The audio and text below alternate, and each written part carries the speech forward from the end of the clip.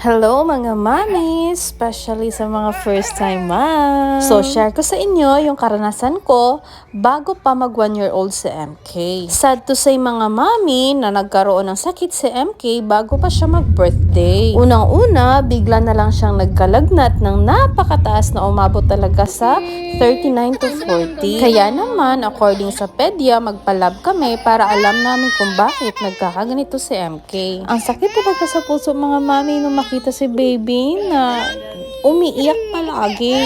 So, amoeba at saka UTI pala ang cause. Bakit? Mataas na mataas ang lagnat ni baby. At this point talaga mga mami, parang bumalik siya sa pagka-newborn. Gustong palaging magpabuhat, gusto niyang makita na nandyan ka palagi.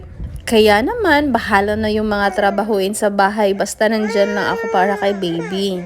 So ano ba yung na-learn ko sa sakit ni MK na amoeba at saka UTI? Dapat